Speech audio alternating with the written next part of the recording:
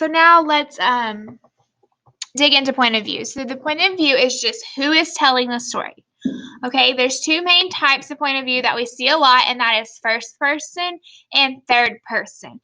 First person, you're going to see the key words I, me, we, us. If it's first person, the person that's telling the story is the one talking. I lived in the Wild West. I had to harvest the wheat. I had to pay attention to the weather. And then you have third person. Now, when we get to third person, there's two different types of third person that you might see. So there's two different types of third person point of view, okay? There's third person limited and there's third person omniscient. The way that I remember the difference and the way I teach my students to remember the difference is third person limited is limited to one character's thoughts and feelings, usually just the narrator's. Only the narrator's thoughts and feelings we, the reader, are able to see. The way I remember that is limited. Like if your parents limit you to one piece of Halloween candy, you're limited. One person's or one character's thoughts and feelings. Whereas third person omniscient is all knowing, like omniscient, all knowing. So that means that the narrator knows all of the characters' thoughts and feelings. So let's look at this anchor chart together. The narrator knows and shares the thoughts of one character, often the main character in the story. Third person omniscient. We know the thoughts and characters of all. The narrator knows everything and shares the thoughts of all characters, as well as seeing the characters might not know. All knowing. The only way you're going to understand what point of view something is written in is by finding the text evidence. You need to ask yourself, when does the author first introduce the narrator?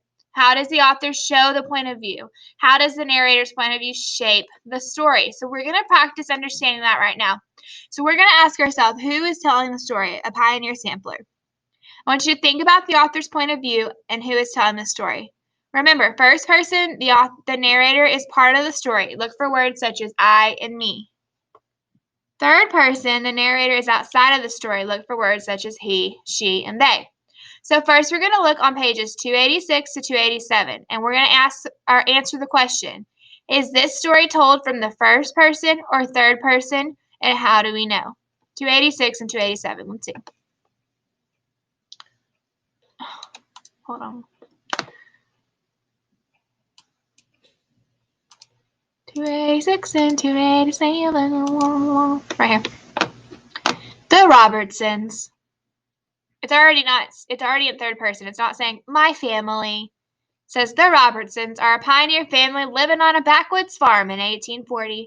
Although the Robertsons are a fictional family, their struggle to clear the forest, to plant, to harvest, and to make a good life for themselves echoes the efforts of other early settlers who worked hard to build a home, a community, and a country. The Robertsons, like real settlers, live by this motto: eat it up, wear it out, make it do, or go without. So this is third person. How do I know? Someone else is telling the story. Someone else is talking about the Robertsons. It says the Robertsons' children. Someone on the outside is talking about them. So you can add that here. Now, I mentioned this in another video, but the point of view does change. So this question asks, how does the narrator's point of view change on pages 288 to 292? What is different about how the story is being told? So this very beginning is an outsider just telling the story about who the Robertsons are.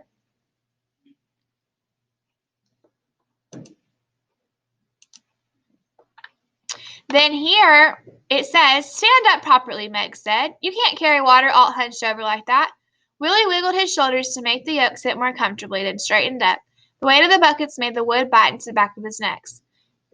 It hurts, he complained. So we're more like into the story. The narrator is there. The narrator knows what's going on. And I want you to pay attention to if the narrator knows everyone's thoughts and feelings or just one character's.